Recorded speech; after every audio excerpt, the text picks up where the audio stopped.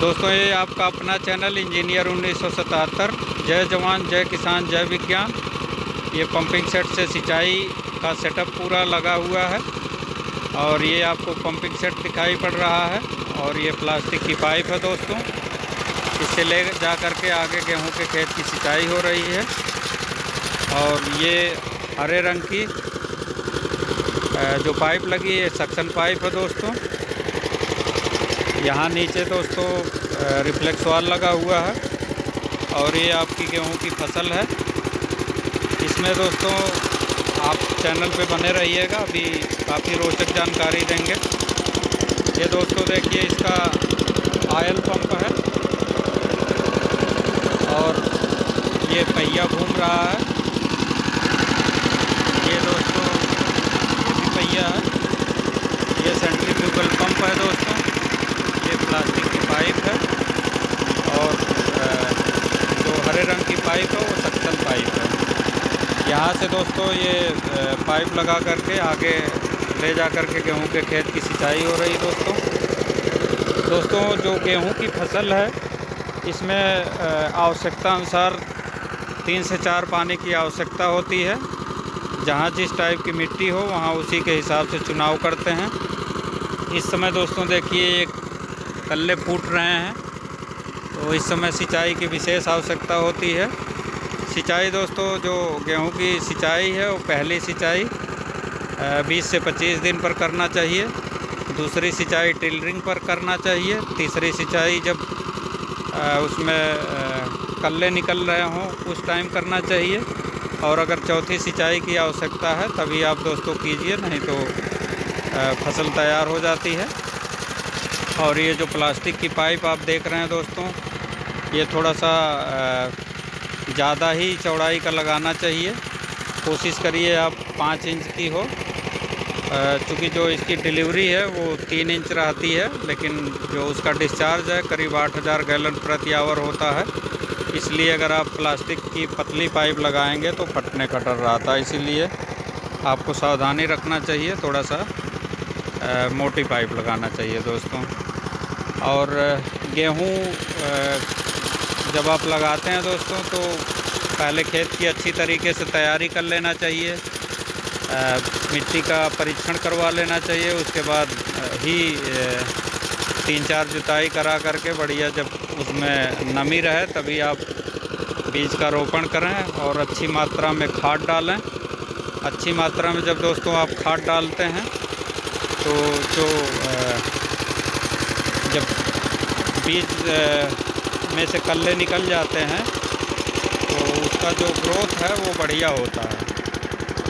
और अगर आप उचित मात्रा में उर्वरक का चुनाव करते हैं तभी फसल अच्छी होती है। ये देखिए दोस्तों कितना हरी भरी बढ़िया फसल है गेहूं की फसल। ये आपको नज़दीक से दिखा रहे हैं, ये इसकी बाली निकली हुई है और इस समय पानी की दोस्तों खेत में विशेष आवश्यकता होती है। ये देखिए यहाँ की मिट्टी दोस्तों एकदम सूखी हुई थी और इसीलिए अब इसमें पानी की आवश्यकता है। और पहले दूर खेत की सिंचाई हो रही है, उस साइड से जब पूरा हो जाएगा तो फिर इधर की सिंचाई होगी दोस्तों। और सिंचाई करते वक्त दोस्तों ध्यान रखना चाहिए, पानी ज़्यादा मात्रा में अगर आप लगाते हैं तो फसल पीली पड़ जाती है। अगर उचित मात्रा में पानी लगाएंगे तो फसल हरी भरी और अच्छी बनी रहेगी।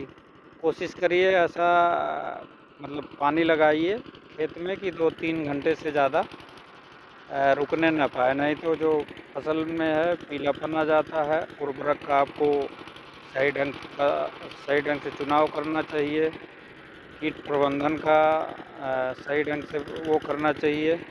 फसल चक्र अपनाना चाहिए दोस्तों। फसल चक्र अपनाने से जो फसलें हैं वो हमेशा बढ़िया बनी रहती है। जो मिट्टी की उर्वरा शक्ति है वो भी अच्छी बनी रहती है। इसलिए जब जिस चीज़ की आवश्यकता हो आप वही चीज़ कीजिए। देखिए दोस्तों ये जो फसल है इसमें देखिए कैसे मुरझुराई टाइप की लग रही है। अब ये सिंचाई के लिए मतलब इसमें लेट हो रहा है। तो जब आप ध्यान दे करके कार्य करेंगे, अच्छा मैनेजमेंट करेंगे, तभी फसल अच्छी होगी। और कोई भी कार्य कीजिए तो आपको उचित प्रबंधन रखना चाहिए। जब सिंचाई की आवश्यकता है तो सिंचाई करिए, जब उसमें खाद की आवश्यकता है तो खाद डालिए, जब कीट प्रबंधन की ज़रूरत है तो कीट प्रबंधन कीजिए, जब खरपतवार प्रबंधन की आवश्यकता है तो खरपतवार प्रबंधन कीजिए। और फसल की बराबर दोस्तों देख रेख करते रहिए। और जो पंपिंग सेट होता है दोस्तों, उसका भी बराबर आपको मेंटेनेंस कराते रहना चाहिए। मेंटेनेंस कराने से जो इंजन की लाइफ है वो बढ़ जाती है, तेल कम कंज्यूम करता है। अन्यथा की दशा में जब आपको आवश्यकता होती है, जब सिंचाई करना होता है तो जल्दी स्टार्ट नहीं होता है और आपको तरह तरह की परेशानी उठानी पड़ती है दोस्तों। तो आपको इन सब चीज़ों का ध्यान रखना चाहिए। पंपिंग सेट लगाने से पहले बोरिंग को एक बार चेक कर लेना चाहिए और इंजन में हमारे पास पर्याप्त मात्रा में तेल उपलब्ध होना चाहिए, क्योंकि तेल कई बार ऐसा होता है कि जब हम फसल की सिंचाई करते हैं तो तेल का ध्यान नहीं रखते हैं किसान भाई, तो उस टाइम जो है काम ब्रेक हो जाता है। तो आपको ध्यान दे करके पहले से तेल की व्यवस्था कर लेना चाहिए। बच्चे जो हैं वो इंजन की पहुंच से दूर होने चाहिए। जब बोरिंग पर आप पंपिंग सेट लगा करके जब निकालते हैं, हटाते हैं वहाँ से, तो बोरिंग को आपको सही ढंग से ढक करके रखना चाहिए, नहीं तो उसमें कुछ गिर जाता है तो पानी का जो